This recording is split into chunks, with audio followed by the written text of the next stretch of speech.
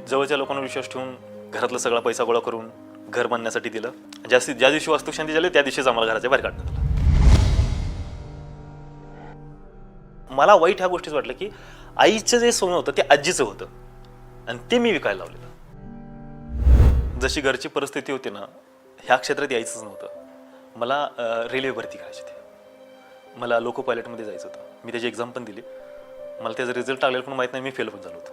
त्यावेळी झालं होतं असं काय, ज्यावेळी माझी लोको पायलटची एक्झाम क्रॅक नाही झाली आणि मला वाटलं की आता आपण जर आपल्याला पैसे सगळ्यात जास्त पाहिजेत, सगळ्यात फास्ट मार्क कोणत्या चांगल्या पद्धतीने पैसे कमवणं, ते यूट्यूबवर सर्च करायला लावलं. मग म्हटलं की वेबसाईट बनवा, एवढे पैसे मिळतील, त्याच्यावर आर्टिकल लिहा, एवढे पैसे मिळतील, परत यूट्यूब चॅनल स्टार्ट करा, हे एवढे मिळतील.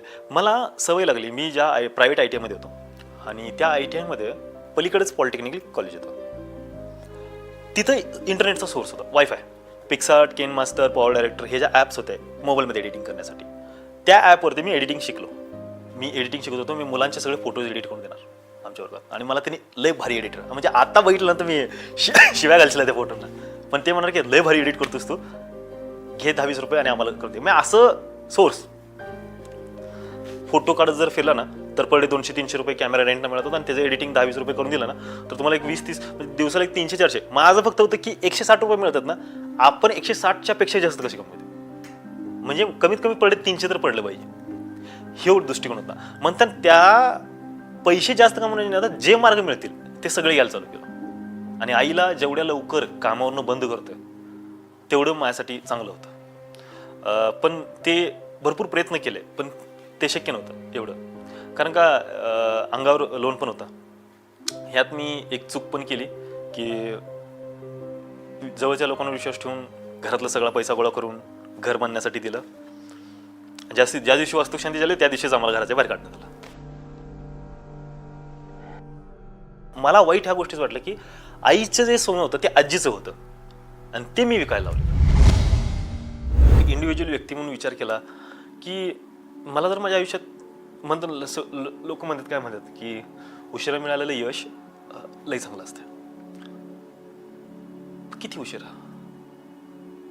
10 वर्ष, 15 वर्ष, 20 वर्ष, 30 वर्ष राबतच चाललाय तो, पण त्याला त्याचा रिटर्न्स मिळत नाहीये. एक MPSC मुलगा देणारा, एक्झाम देणारा मुलगा 7-8 वर्ष झालं काम अभ्यास करतोय एक रूम मध्ये बंद करून, त्याचे सगळे लिमिट संपले जेवढे होते. मला त्यातलं काही कळत नाही, पण जेवढे तो एक्झाम दिला ते सगळे दिले त्यानं. तो फेल होत गेला आणि त्याचं एज निघून गेलं.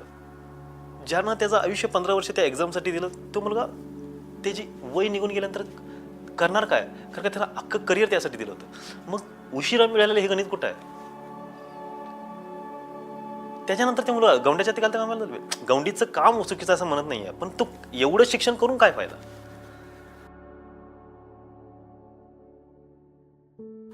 चांगलं शिक्षण झालं होतं माझं, चांगलं जर जॉब केलं असतं तर चांगलं इन्कम सुरू झालं होतं.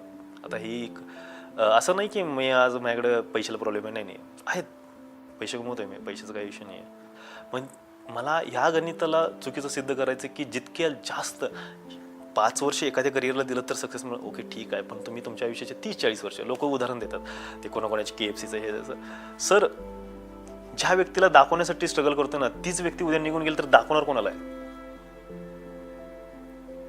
तुमच्याकडे सगळं मिळालंय वयाच्या 80 वर्षी, तुम्ही कोणासाठी राबला? तुमच्या आई वडिलांसाठी, जे आज नाही आहेत. मग हे मिळालेलं यश दाखवणार कोणाला? मग ज्यांच्यासाठी राबतोय, ज्यांच्यासाठी कष्ट करतोय, आणि हे माझ्या एकट्याचं दुःख नाही, लई मुलांचं दुःख आहे. मी आज ट्रॅव्हलिंग करताना बघतोय रात्री 12-1 पर्यंत लोक पोरायची टोलनाकर काम करतायत. काही लोकांचं वेगळंच डिप्रेशन आहे. मला मार्क कमी पडलं म्हणलं कुठलं गणित लावायलायस तू? एकदा त्या पोरांकडे जाऊन बघ, तिथं टोल नाक्यावर 12 वाजता वर शिपाई म्हणून रात्रभर पालिका म्हणून चोरी झाली आणि ह्याच्या अंगलट पडले. माझ्या मित्राच्या बाबतीतच झालं. अवघड आहे सर. म्हणजे ही लोक छोटी छोटी कारणं देऊन जे आयुष्याला टाळतात का नाही, की नाही यार माझ्यासोबत हे झालं, माझ्यासोबत हे झालं. तुझ्यासोबत एवढं वाईट नाही झालं जेवढं तिकडच्या म्हणजे गावाकडच्या मुलांसोबत, किंवा हे तुझ्यापेक्षा हजारो पटीनं वाईट होणारी मुलं ह्या जगात आहेत, ज्यांचं तू गणित पण नाही लावू शकत म्हणताना.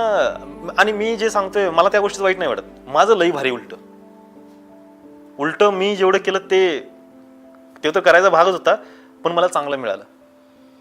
माझ्यापेक्षा जास्त राहणारी पोरं आहेत, जे अजूनही अपेक्षा आहेत की होईल आज ना उद्या काहीतरी. एकच विश्वास. सगळं काय करायचं, ज्यावेळी मुलं ग्रो होत असतात ना, कॉन्फिडन्सला असते की काही ना काही होईल, काही ना होईल, त्यावेळी देव बिव ह्या गोष्टी काही म्हणत नाही. नंतर या एजच्या ह्या स्टेजपर्यंत पोहोचत नाही, यश नाही मिळालं तर तो व्यक्ती एक ताईत ताबीज भविष्य सांगणारा व्यक्ती या सगळ्या गोष्टी करायला चालू करतोय. तर त्याकडे पर्याय नाही. तिने एवढं सगळं केलंय ना, हे केलेल्या कर्माचे फुटप्रिंट्स रिटर्न कसं मिळणार. लोक म्हणतात की कर्माचं तुला एवढं केलं की तुला हे मिळेल, ते हाय कुठं.